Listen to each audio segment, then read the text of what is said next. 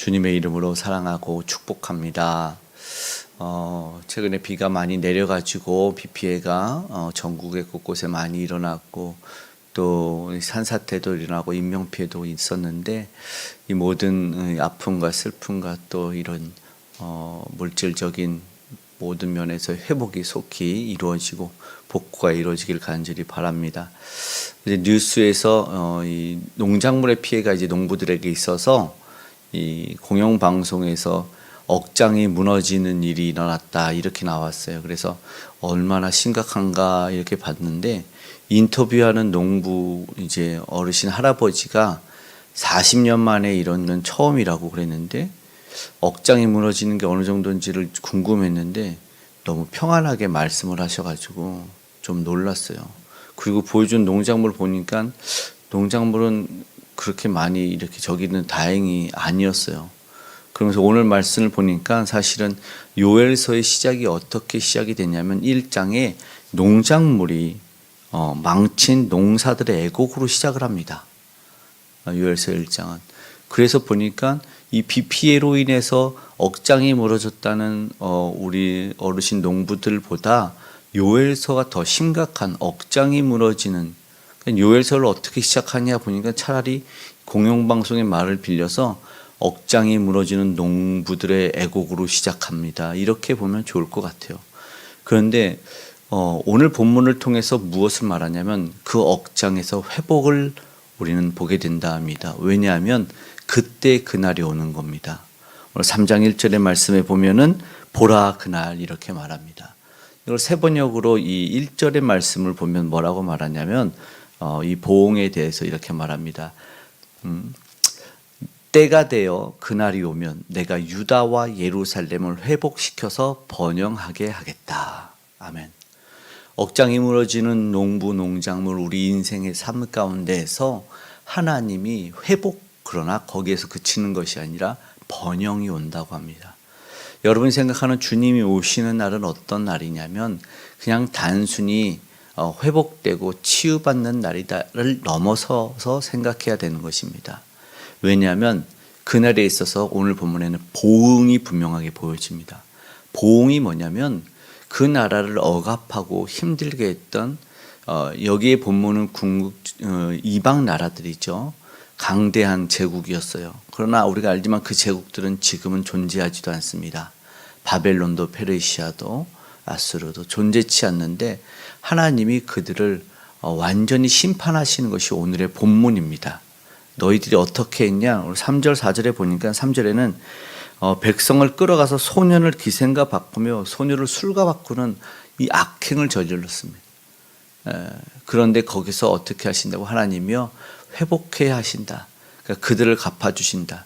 그리고 말씀드린 이 궁극적인 것은 우리를 억압하고 우리를 죄의 종 만들었던 이 사탄마귀 원수를 완전히 멸망시켜 주실 것을 말씀한다. 오늘 꼭 그것을 기억했으면 좋겠습니다. 그날을 우리는 기다립니다. 소선지서의 특징 중에 하나도 그날에 대해서 말합니다. 욤, 그날. 그날은 주님의 재림인데 특징은 믿는 자들에게는 기쁨과 구원과 즐거움의 날이지만 믿지 않는 자들에게는 심판과 크고 두려운 날이 임하게 되는 겁니다. 6월서는 이 두 개를 한 번에 다 이야기하고 있습니다. 주님이 오시는 임하는 날은 그리고 내 영을 만민에게 부어지는 회복과 기쁨과 즐거운 날이 되지만 그러나 그날은 심판의 날이 되어서 달빛이 핏빛으로 변하는 두렵고 큰 날이 된다라는 것을 우리는 보게 됩니다. 오늘 본문은 분명하게 회복과 번영의 날을 이야기합니다. 누굽니까? 유다 민족 예루살렘 족속 그리고 주를 믿는 만민입니다. 오늘 우리에게 해당이 된다고 보겠죠. 그때 잠시 하나님의 도구로 쓰임받아서 자신들이 무엇이 된 줄 알았던 이방의 나라들, 큰 제국이었습니다. 당시는 그들을 감히 엄두도 못했으나 어느 순간 사라져버린 그 모든 제국들, 유다 민족을 멸망시킨 바벨론의 그 어마어마한 제국은 엄청났습니다. 도성이 에스더서에 보면 도성만 127 성읍, 엄청난 나라죠. 작은 나라가 127개 있었던 그런 나라들이었는데 엄청난 그 나라들이 어떻게 됐냐면 자신들이 여전히 가지고 있던 악함, 버리지 못했던 하나님 앞에서의 죄악 때문에 이제는 심판을 받고, 하나님은 그 악행들을 그냥 두지 않는 거죠. 하나님이 왜 누구를 무엇을 위해서 심판하시는지를 알고 깨달았다면 그들도 쓰임받는 가운데 돌아와야 됐다라는 것이 중요합니다. 하나님의 보응의 날, 그들이 지금 말씀드린 3절의 내용에 보니 엄청난 일을 했죠. 이 나쁜 인신매매, 성매매, 아동 성착취 같은 그것이 인권 유린입니다. 이 중요한 것은 그 죄악으로도 자체는 나쁘지만 우리 인간에 있어서 가장 중요한 건 인격이 사람이 사람답지 못하는 것. 하나님의 형상은 굉장히 중요해서 인격이 가장 소중하죠. 우리가 욕을 듣는다고 기분이 나쁜 것이 아니라 인격의 모멸을 느꼈을 때 기분이 나쁜 것인데, 바로 그 인격의 모멸. 그런데 이 당시에 이 이스라엘 백성들을 괴롭혔던, 유다 민족을 괴롭혔던 이방 나라들이 문제였는데 오늘날은 어떨까요? 오늘날 동일한 일들이 일어납니다. 인격, 인권 유린. 거기에 대해서 사실은 역사 속에 교훈을 얻는 것이 무엇이냐면, 저들은 심판을 받아야 된다는 거예요. 두려운 하나님을 보게 된다는 것입니다. 하나님 앞에 설 수도 없었다라는 건, 다시 그렇다면 오늘 우리가 하나님 앞에 바로 서기 위해서 어떻게 해야 되느냐, 오늘 말씀을 통해서 깨달아야 된다는 것이죠. 회복의 날입니다. 두로 시돈 블레셋 4절의 말씀을 보니까 너희가 보복하겠다고 머리로 돌아간다. 너희가 그 나쁜 마음 머리로 돌아갈 거다. 표현도 하나님에게 어떻게 보복한다는 말을 할지 모르겠지만 하나님은 그것을 너희에게 돌리시겠다. 이렇게 말씀합니다. 하나님의 뜻에 순종하지 않죠. 하나님의 뜻에 순종하지 않는 것은 불순종이라고 하는데, 불순종은 그냥 마음대로 사는 게 죄가 되냐? 죄가 됩니다. 죄라는 것이 히브리 언어로는 이 관역에서 벗어나다는 뜻인데, 관역에서 벗어나다는 것이 죄입니다. 인생의 목적이 있어 지어짐을 받았는데 그 목적에 벗어난, 하나님의 뜻에 벗어난 건 다 죄가 된다는 그런 말을 하는 것이죠. 결국 창조의 목적에 따라서 사는 것이 죄가 아니다라는 것이죠. 하나님 없이 사는 것이 죄인이다라는 것입니다. 그럼 어떻게 되냐? 심판을 면할 수 없다라는 것입니다. 5절에서 6절에 보니까 어느 정도니까 하나님의 성전에 있는 기물을 자기들이 가져갔어요. 우리가 잘 아는 내용들이 나오죠.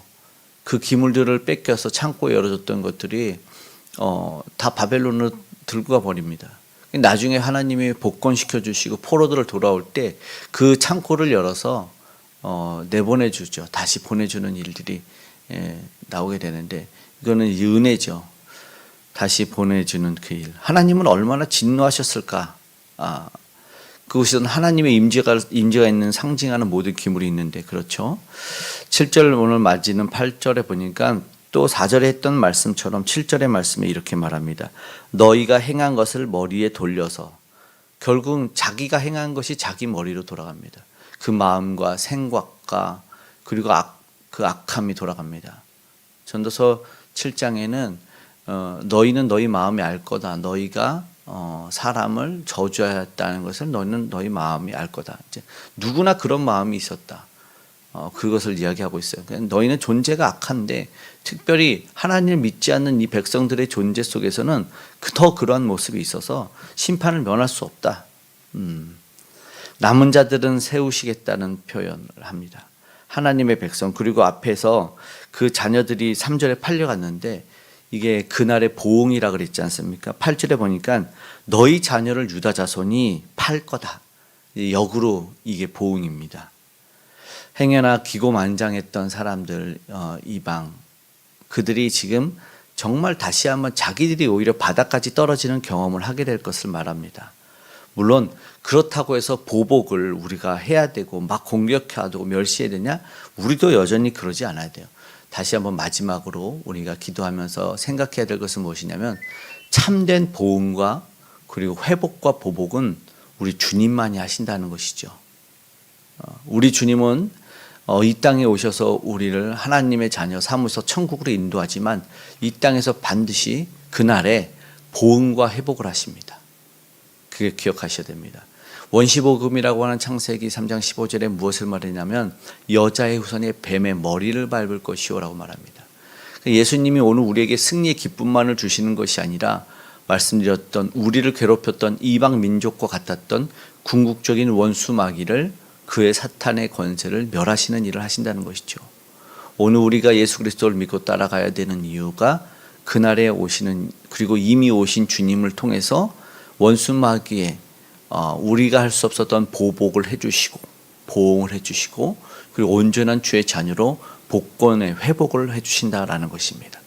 오늘 우리 예수 그리스도를 통해서 그 이름을 부르면서 참된 회복과 또 주님을 바라는 믿음 안에서 다만 우리가 하나님을 기쁘시게 하지 못했던 저들이 가진 죄는 없는지를 되돌아보며 다시 한번 우리 주님 의지에서 보응과 회복을 경험할 수 있는 우리 저와 여러분이 되기를 간절히 소망합니다.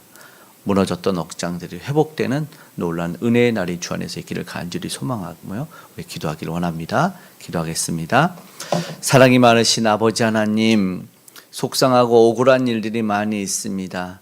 그러나 우리 주께서 온전히 회복시켜 주시옵고 주께서 궁극적으로 우리에게 하나님에게서 멀어지게 만들고 주의 자녀인 힘을 망각하게 만드는 이 원수마귀의 괴계를 하나님 보응하여 주시옵소서.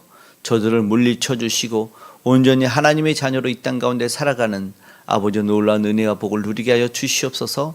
아직도 알지 못하고 깨닫지 못한 이들이 복음을 듣게 하시고 예수 그리스도를 만나게 하여 주셔서 그날에 참된 보응과 회복을 경험할 수 있도록 역사하시고 이 생명의 복음, 이 십자가를 온전히 전하는 우리 선교사님들 위해 이 복음 전도자들 위해 오늘도 함께 하시고 동행하여 주시옵소서. 이 나라 이 민족 가운데 외롭고 힘들고 곤고한 자들과 함께 하시고 특별히 위정자들과 함께 하시되 저들이 하나님을 경외하며 두려워할 수 있는 마음과 심령 주셔서 악으로 치닫지 아니하며 다시 한번 온전한 주의 아버지 아름다운 형상의 회복이 일어나게 하여 주시옵소서. 북녘의 우상이 무너져 내리고 아름다운 복음의 통일이 일어날 수 있게 하여 주시고 오늘도 동행하시고 우리의 기도의 간구에 응답하시는 하나님으로 말미암아 우리가 참된 은혜와 평강을 누리게 하여 주시길 원합니다. 외롭고 곤비치 아니하게 할 뿐만 아니라 안전으로 지켜 보호하시고 동행하여 주셔서 어디 가든 무엇하든 은혜의 주님 안에 살아갈 수 있는 우리가 되게 도와 주시옵소서. 주님 앞에 오늘도 이 새벽에 엎드려 기도하며 하나님의 은혜를 간구하고 갈망하는 이들에게 가장 선하고 좋은 것으로 응답하여 주시길 간절히 소망합니다. 특별히 다음 세대 가운데 함께하여 주시고 은혜와 평강의 주에 사랑하는 자들에게 있게 하셔서 건강 주시고 안전 더하여 주시옵소서. 오늘도 동행해 주실 우리 주님께 감사드리며 고마우신 예수님의 이름으로 기도드리옵나이다. 아멘.